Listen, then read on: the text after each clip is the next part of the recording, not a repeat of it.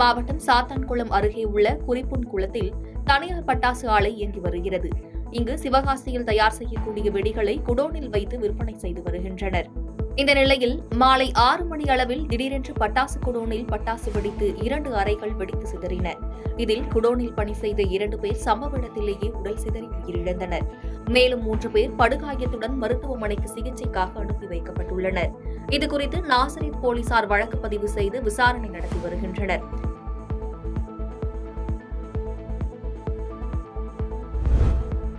விருத்தாச்சலத்தில் மதுபோதையில் இருசக்கர வாகனத்தில் வந்த இளைஞர் அரசு பேருந்தின் பின்பக்கத்தில் மோதி ஏற்பட்ட விபத்தில் உயிரிழந்தார்.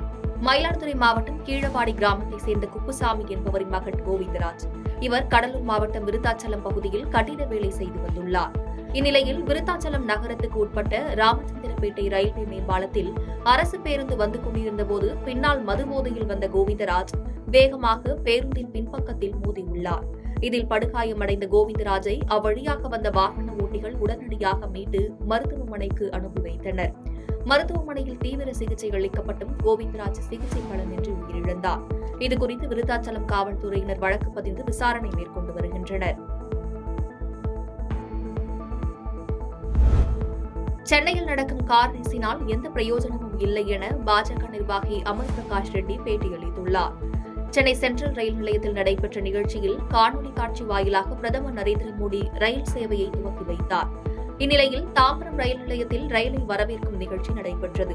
இதில் ஸ்ரீபெரும்புதூர் நாடாளுமன்ற உறுப்பினர் PR பாலு தலைமையில் தாம்பரம் MLA RS ராஜா, தாம்பரம் மாநகராட்சி மேயர் வசந்தகுமாரி உட்பட 500க்கும் மேற்பட்டோர் கலந்து கொண்டனர்.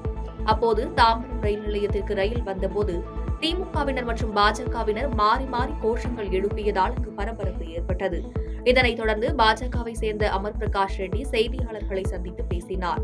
அப்போது பேசிய அவர், திமுகவினருக்கு நாகரிகம் தெரியாததால் தான் மோடி ஒழிக என கோஷம் எழுப்பியதாகவும், பதிலுக்கு பாஜகவினரும் ஸ்டாலின் ஒழிக என கோஷம் இட எவ்வளவு நேரம் ஆகும்?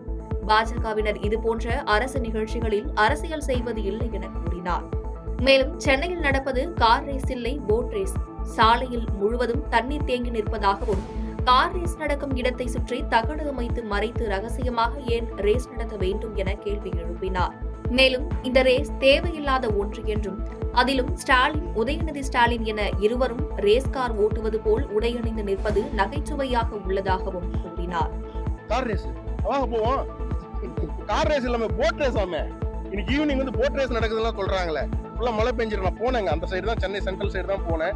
அது என்னமோ அந்த கார் ரேஸ் யாரும் பார்க்காத மாதிரி பண்ணிருக்காங்கன்னு ஃபுல்லா தகர எல்லாம் போட்டு அடிச்சுட்டு அந்த சைடு எதுவுமே தெரிய மாட்டேங்குது. அதுதான் அவ்வளவு சீக்கிரட்டா பண்றாங்கன்னு தெரியல. யாராவது பாத்துடுவாங்களா என்னன்னு தெரியல, இல்லாதான் திராவிட மாடலாம் தெரியல. ஏங்க ஒரு கார் ரேஸ் நீங்க வந்து நடத்துறீங்கன்னு வச்சுக்கோமே, எல்லாரையும் கூப்பிட்டு பார்க்க வேண்டியது ரோட்ல தானே நடக்குது. அதுக்கு எதுக்கு டிக்கெட் காசு? கரெக்டா நான் கேக்குறது.